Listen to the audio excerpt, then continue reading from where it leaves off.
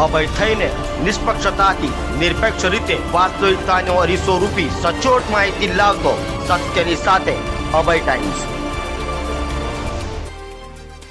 તાપી જન્મોત્સવને લઈ સુરતમાં અનેક જગ્યાએ ઉજવણી કરાઈ હતી, ત્યારે તાપી નદીમાં સફાઈ દરમિયાન મૃત માછલીઓ દેખાતા કોંગ્રેસ દ્વારા આક્ષેપો કરાયા હતા।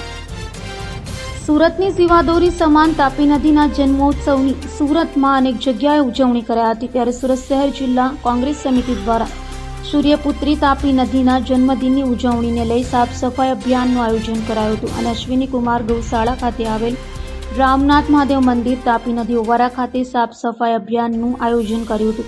આ સમયે ઓવારા પાસે મૃત માછલીઓ દેખાતા કોંગ્રેસીઓએ આક્ષેપો કર્યા હતા અને તાપી નદીમાં કેમિકલયુક્ત પાણી છોડાતું હોવાના કારણે માછલીઓ મરી રહી હોવાનું જણાવ્યું હતું। તો તાપી નદીના ઓવારા સફાઈ ઝુંબેશમાં મોટી સંખ્યામાં સુરત શહેર જિલ્લા કોંગ્રેસ સમિતિના નેતાઓ અને કાર્યકરો જોડાયા હતા। શ્રી માનવ સુરેશભાઈ સુહાગિયા, પૂર્વ સભ્ય નગર પ્રાથમિક શિક્ષણ સમિતિ સુરત। આજરોજ સુરત શહેરની જીવાદોરી સમાન અને જેના નામ સ્મરણ માત્રથી દરેક પાપો ધોવાય છે એવી માતા તાપી મૈયાના જન્મ દિવસે સર્વ શહેરીજનોને પહેલા તો શુભેચ્છા પાઠવું છું।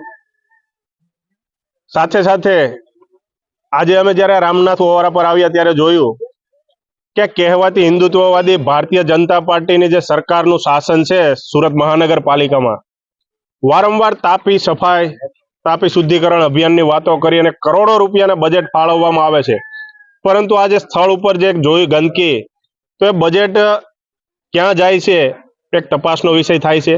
કારણ કે ભારતીય જનતા પાર્ટીની અંદર અત્યારે બેફામ ભ્રષ્ટાચાર વ્યાપી ગયો છે। સુરત શહેરની જીવાદોરી સમાન તાપી નદી છે આજે એટલી પ્રદૂષિત છે કે મરણ પથારી હોય તાપી મૈયા એવું લાગી રહ્યું છે।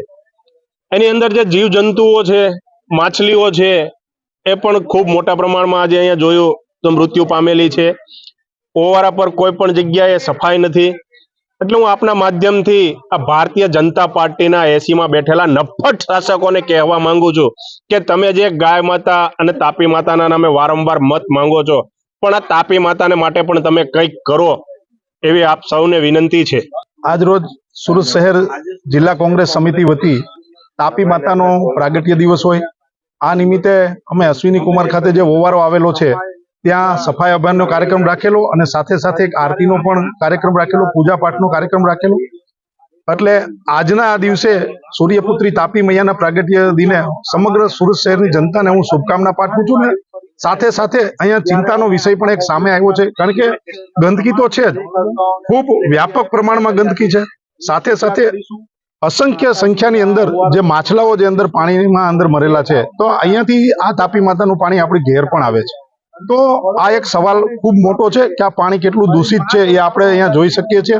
સુરત મહાનગરપાલિકાના જે શાસકો છે એમણે તો જાણે આંખે પાટા બાંધેલા હોય એ પ્રમાણે વર્તન છે। એટલે સુરત શહેરની જનતાને અને સુરત મહાનગરપાલિકાના તંત્રને પણ જગાડવા માંગીએ છીએ કે આપ શ્રી અહીંયા આવો, અહીંયા જોવો અને જે પરિસ્થિતિ છે એ તમે જોઈ અને એનું નિરાકરણ આવે એના માટેના પણ અમે એમને અપીલ કરીએ। સાથે સાથે સુરત શહેરની જનતાને પણ અપીલ કરીએ છીએ કે આપણી સૌનું આ સહિયારી જવાબદારી છે કે આ જે તાપી મૈયા છે એમને દૂષિત આપણે ન કરીએ, જેથી કરીને અહીંયા જે માછલીઓ અંદર મરેલી છે એ પણ ન મરે, બીજા પણ અસંખ્ય પાણીજન્ય જે જીવો હોય છે એ પણ ન મરે, અને સાથે સાથે આ જ પાણી આપણા ઘેર પણ પીવા, એટલે આ તાપી મૈયા આપણા માટે સુરતીઓ માટે લાઈફ લાઈન છે।